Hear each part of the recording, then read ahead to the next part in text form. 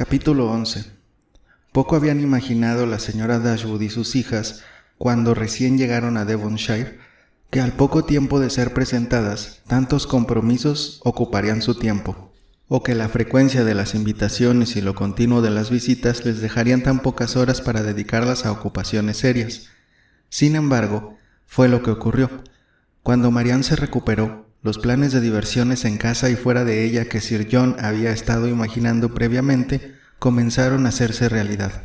Se iniciaron los bailes privados en Barton Park e hicieron tantas excursiones a la costa como permitía un lluvioso octubre. En todos esos encuentros estaba incluido Willoughby, y la soltura y familiaridad que tanta naturalidad prestaba a estas reuniones estaba calculada exactamente para dar cada vez mayor intimidad a su relación con las Dashwood, para permitirle ser testigo de las excelencias de Marianne, hacer más señalada su viva admiración por ella y recibir, a través del comportamiento de ella hacia él, la más plena seguridad de su afecto. Elinor no podía sentirse sorprendida ante el apego entre los jóvenes, tan solo deseaba que lo mostraran menos abiertamente, y una o dos veces se atrevió a sugerir a Marianne la conveniencia de cierto control sobre sí misma. Pero Marianne aborrecía todo disimulo cuando la franqueza no iba a conducir a un mal real, y empeñarse en reprimir sentimientos que no eran en sí mismos censurables le parecía no solo un esfuerzo innecesario, sino también una lamentable sujeción de la razón a ideas erróneas y ramplonas. Willoughby pensaba lo mismo, y en todo momento el comportamiento de ambos era una perfecta ilustración de sus opiniones. Cuando él estaba presente, ella no tenía ojos para nadie más. Todo lo que él hacía estaba bien, todo lo que decía era inteligente. Si sus tardes en la finca concluían con partidas de cartas, él se hacía trampas a sí mismo y al resto de los comensales para darle a ella una buena mano. Si el baile constituía la diversión de la noche, formaban pareja la mitad del tiempo, y cuando se veían obligados a separarse durante un par de piezas, se preocupaban de permanecer de pie uno junto al otro, y apenas hablaban una palabra con nadie más. Por supuesto, tal conducta los exponía a las constantes risas de los otros, pero el ridículo no los avergonzaba y apenas parecía molestarlos.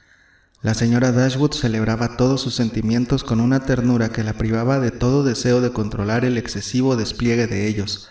Para ella, tal abundancia no era sino la consecuencia natural de un intenso afecto en espíritus jóvenes y apasionados. Esta fue la época de felicidad para Marianne.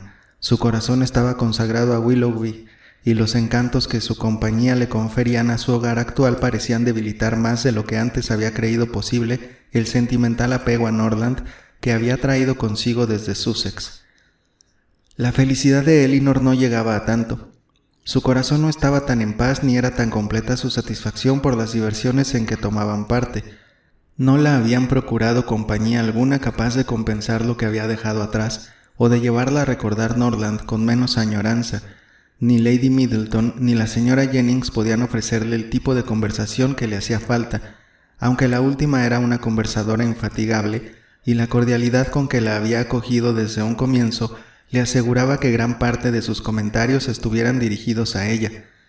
Ya le había repetido su propia historia a Elinor 3 o 4 veces, y si la memoria de Elinor hubiera estado a la altura de los medios que la señora Jennings desplegaba para incrementarla, podría haber sabido desde los primeros momentos de su relación todos los detalles de la última enfermedad del señor Jennings y lo que le dijo a su esposa minutos antes de morir.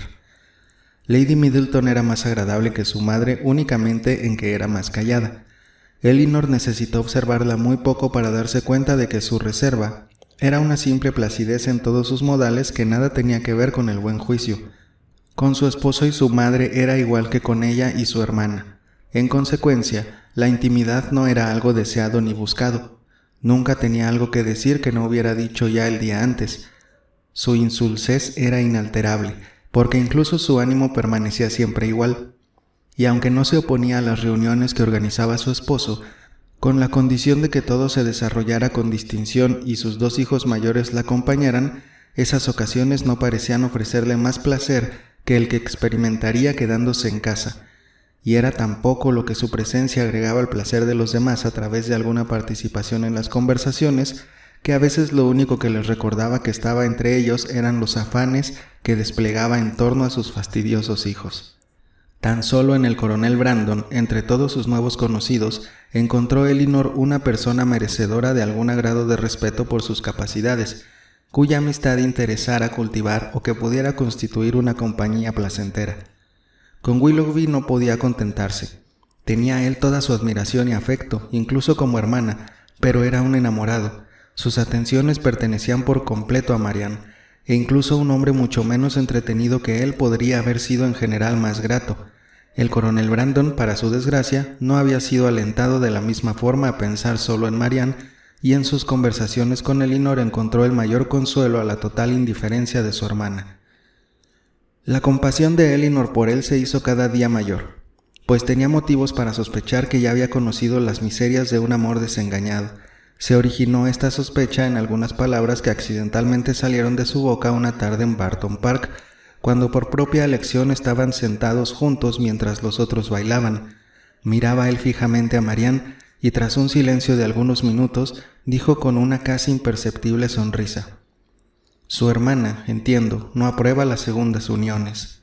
«No», replicó Elinor, «sus opiniones son completamente románticas. O más bien, según creo, considera imposible su existencia». «Así lo creo, pero como se las ingenia para ello sin pensar en el carácter de su propio padre, que tuvo 2 esposas, es algo que no sé.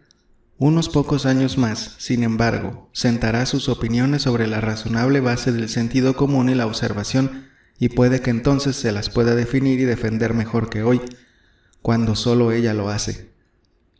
«Probablemente es lo que ocurrirá», replicó él, «pero hay algo tan dulce en los prejuicios de una mente joven que uno llega a sentir pena de ver cómo ceden y les abren paso a opiniones más comunes». «No puedo estar de acuerdo con usted en eso», dijo Elinor. «Sentimientos como los de Marianne presentan inconvenientes que ni todos los encantos del entusiasmo y la ignorancia habidos y por haber pueden redimir. Todas sus normas tienen la desafortunada tendencia a ignorar por completo los cánones sociales, y espero que un mejor conocimiento del mundo sea de gran beneficio para ella». Tras una corta pausa, él reanudó la conversación diciendo: «¿No hace ninguna distinción su hermana en sus objeciones a una segunda unión? ¿Le parece igualmente descalificable en cualquier persona? Por el resto de su vida deberán mantenerse igualmente indiferenciados aquellos que se han visto desilusionados en su primera elección, ya sea por la inconstancia de su objeto o la perversidad de las circunstancias. Le aseguro que no conozco sus principios en detalle. Solo sé que nunca la he escuchado admitir ningún caso en que sea perdonable una segunda unión». «Eso», dijo él, «no puede durar. Pero un cambio total en los sentimientos, no debo desearlo, porque cuando los refinamientos románticos de un espíritu joven se ven obligados a ceder, cuán a menudo lo suceden opiniones demasiado comunes y demasiado peligrosas. Hablo por experiencia. Conocí una vez a una dama que en temperamento y espíritu se parecía mucho a su hermana, que pensaba y juzgaba como ella, pero que a causa de un cambio impuesto, debido a una serie de desafortunadas circunstancias». Aquí se interrumpió bruscamente. Pareció pensar que había dicho demasiado, y con la expresión de su rostro generó conjeturas que de otra manera no habrían entrado en la cabeza de Elinor. La dama mencionada habría pasado de largo sin despertar sospecha alguna, si él no hubiera convencido a la señorita Dashwood de que nada concerniente a ella debía salir de sus labios. Tal como ocurrió, no se requirió sino el más ligero esfuerzo de la imaginación para conectar su emoción con el tierno recuerdo de un amor pasado. Elinor no fue más allá, pero Marianne, en su lugar, no se habría contentado con tan poco. Su activa imaginación habría elaborado rápidamente toda la historia, disponiendo todo en el más melancólico orden, el de un amor desgraciado.